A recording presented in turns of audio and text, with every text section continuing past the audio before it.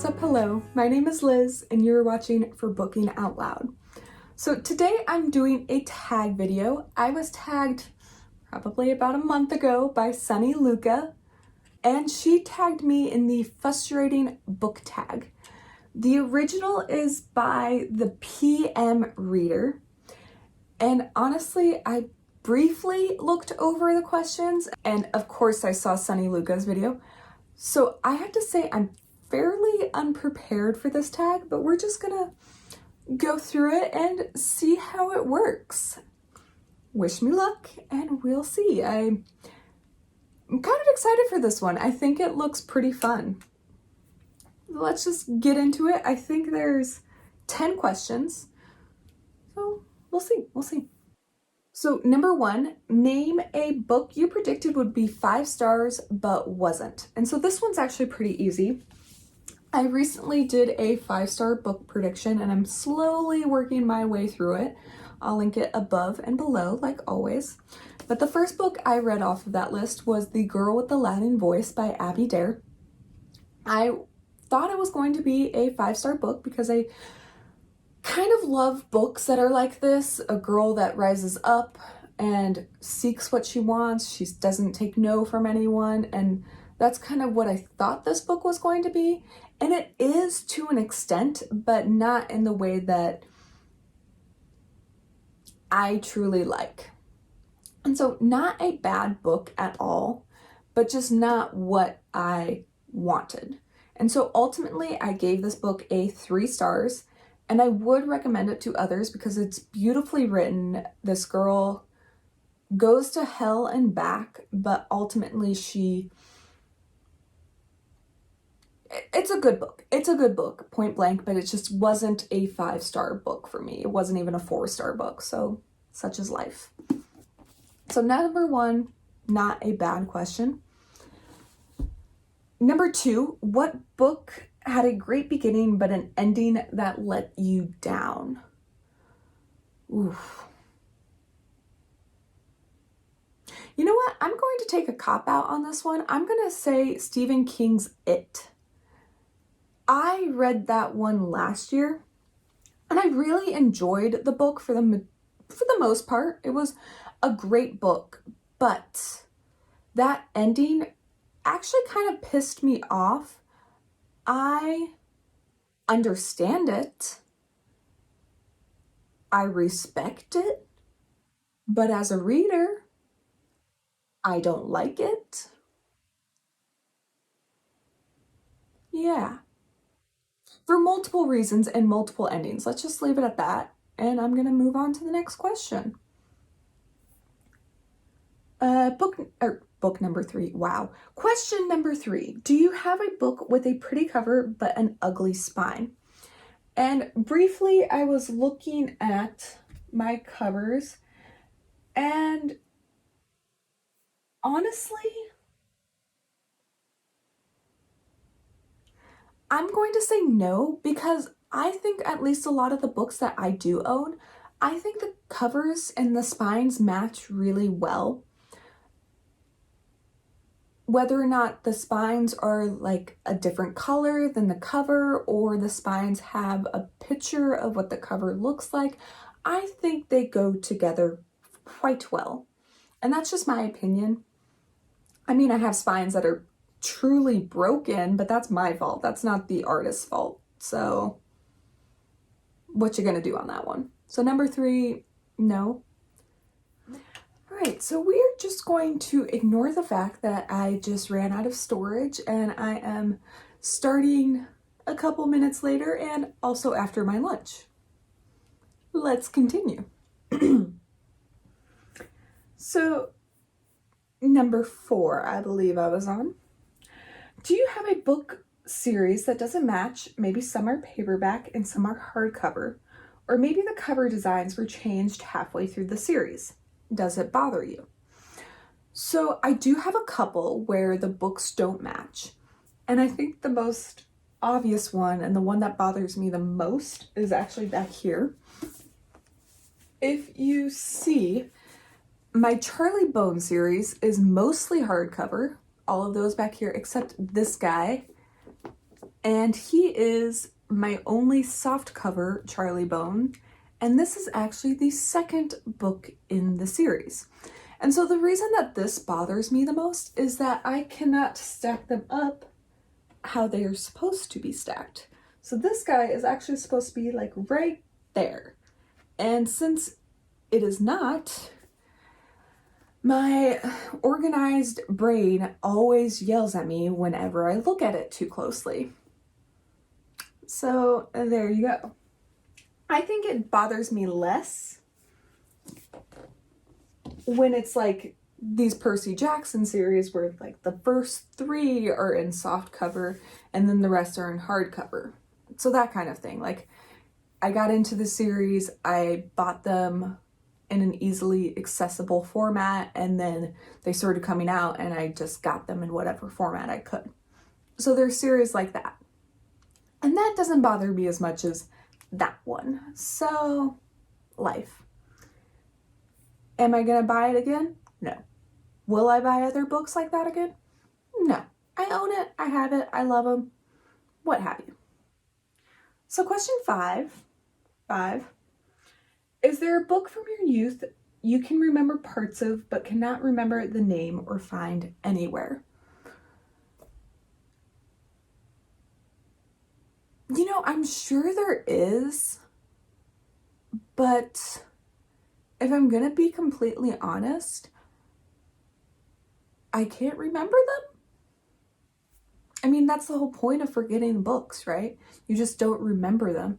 There'll be books that I forget I read, but then I hear other people mentioning them. I'm like, oh yeah, I've read those books. I think my most recent example of that was the Rainbow Fairy series. They're like this huge series, and I used to devour them when I was little. Like, what, 20-page books? And, you know, it started out with every color of the rainbow, and then it went on and to everything imaginable, right? Gold fairy, silver, what have you. There's a fairy out there for it, right? And I forgot completely that I had read them until another booktuber had mentioned it in their newbie video. So I think that was the most recent instance I had of that, but I can't remember it. And then number 6, are there any books you're certain you've read but cannot remember anything about? And yes, actually. I actually picked it up because I do own it. It's Sarah Deason's This Lullaby. I actually have a couple of Sarah Deason's books, and I know I've read them. I absolutely know I've read them because I wouldn't have gotten more of them if I didn't enjoy them. But I could not tell you anything that happens in her books. And that's really unfortunate. Maybe I'll just have to reread them again. Life. Okay, number 7. Have you ever recommended a book that you love to someone and they started telling you everything they don't like about it? Does it bother you? In other words, do your feelings get hurt when someone doesn't love one of your favorite books? And honestly, no.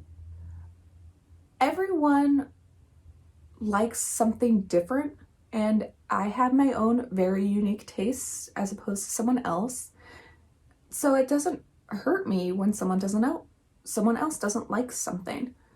I like it better when we have an actual conversation about it instead of just getting shut down. Oh, that book was awful. I hate it. I'll never read it again. More like that conversation. Oh, I didn't like it because of X, Y, and Z. That makes more sense to me, and it sparks more conversation out of the book, and then we can have that wonderful discussion. And then I can ask them books that they actually liked, and dialogue, right? Gotta love that dialogue. So there you go. Number 8, what is your worst experience loaning a book to someone? So this one, I did get the book back, and I'll show it to you. I have The Minds of Minotaur.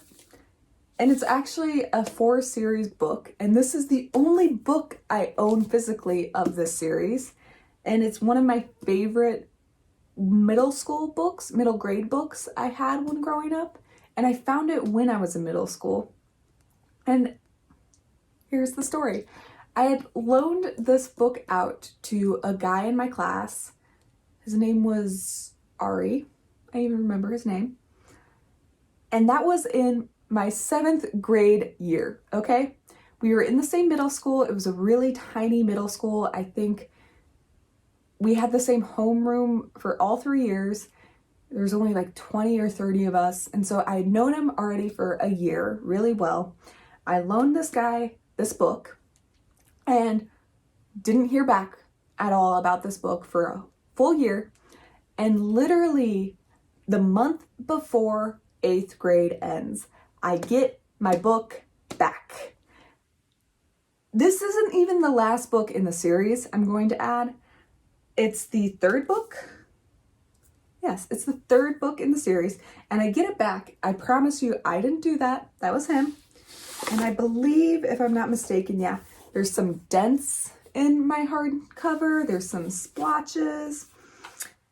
Like, it's not horrible. I'm not angry at it. He said he liked it, but it was just the fact that he kept blowing me off for a full-on year in middle school. It was one of my favorite series, and I wanted it back to reread it, and he wouldn't give me this book back. I'm like 80% certain he had lost the book, and he just bought another one, and then he forgot about it. So it was traumatizing. For a middle school Liz, this was really traumatizing. I'm just glad that I have this guy again. Even, years and years later, I'm still glad I have him again. Just saying. Thanks for bringing that one up again. Number 9. Show me some of your impulse buys that you've never read. You know the ones. The ones you bought at midnight while online shopping, or while you were walking through a bookstore, and the magic of all the books you made you grab a few too many. And we can't forget all those books at such a good price that somehow make it into your shopping bags. So I've tried to be better at this. I've really tried. But there was a time in my youth that I was convinced that I would be reading all of the classics. And so, that good old Barnes & Noble, I did end up getting The Legend of Sleepy Hollow and Other Writings and The Count of Monte Cristo, and among others. I know I have more somewhere. I'm sure my brother stole them somewhere. But these aren't bad prices, especially in these Barnes & Noble formats. Although I don't think they're the best reading experience, but life. But I have had these for going on a decade now, and I still get to read them, even though I was sure I was going to read all the classics and be so sophisticated and well-read in my youth. And then I'm now just like, I just don't care. They're classics. I'm not 100% into classics. I'll eventually read them because I do own them now, but I just haven't gotten to it yet. They're on my TBR, I promise. Just haven't done it. Eventually, just not yet. Eventually, right? It's always gonna happen. But definitely some impulse buys right here. What can I say? And then finally, question 10. Just to make sure you hate me a little bit more, how many unread books are on your shelves? And so I did do an updated count right before this video because I saw that question. And I don't know if this is exactly right. I'll probably update my physical TBR that I've been keeping track down there, just because I think I've personally lost count of my true physical TBR as well. But 68. I have 68 books that I need to read from my physical TBR. I can do it. I can do it. I can do it. It's easy, simple. I can do it. But yeah, that was a really fun tag. Thank you, Sunny. I highly suggest you check out her channel. I am personally not going to tag anyone on this video, but honestly, it was really fun. If you enjoyed watching this video, I highly suggest you do it. But there you go. If you enjoyed this video, please give me a thumbs up. And if you haven't already, go ahead and subscribe. And I will just see you next time. Have a fantastic day. Bye.